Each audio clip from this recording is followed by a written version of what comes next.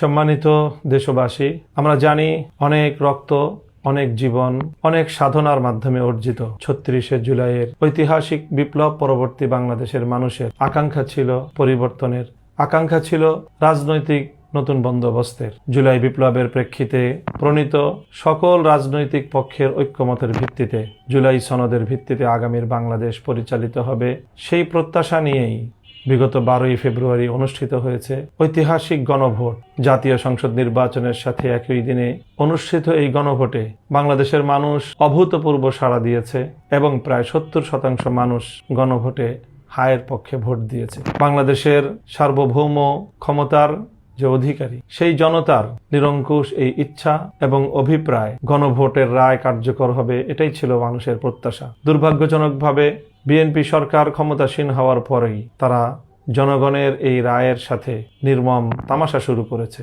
গণভোটের রায়কে পাশ কাটিয়ে তারা একদলীয় স্বৈরাচারী শাসন ব্যবস্থার বিপজ্জনক পথে অগ্রসর হচ্ছে। তাই বাংলাদেশ খেলাফত মজলিস গণভোটের রায় কার্যকর করার দাবি নিয়ে আগামী ২৪শে এপ্রিল বাংলাদেশের রাজধানী ঢাকার ঐতিহাসিক সোহরাওয়ার্দী উদ্যানে আহ্বান করেছে এক ঐতিহাসিক গণসমাবেশ। গণভোটের রায় কার্যকর করার মধ্য দিয়ে জুলাই বিপ্লবের আকাঙ্ক্ষা বাস্তবায়নের সুমহান লক্ষ্য নিয়ে দেশের প্রত্যন্ত অঞ্চল থেকে দেশপ্রেমী বাংলাদেশের জুলাই বিপ্লবপন্থী সত্যিকার স্বাধীনতাকামী সকল স্তরের সকল জনগণকে আগামী ২৪শে এপ্রিলের ঐতিহাসিক এই গণসমাবেশে শরীক হওয়ার উদাত্ত আহ্বান জানাচ্ছি। বাংলাদেশ খেলাফত মজলিস বিকেএম ঘোষিত এই ঐতিহাসিক গণসমাবেশ জুলাই সনদের বাস্তবায়ন এবং গণভোটের রায় কার্যকর করার দাবি আদায়ের ক্ষেত্রে অন্যতম মাইলফলক হিসেবে ভূমিকা পালন করবে ইনশাআল্লাহ।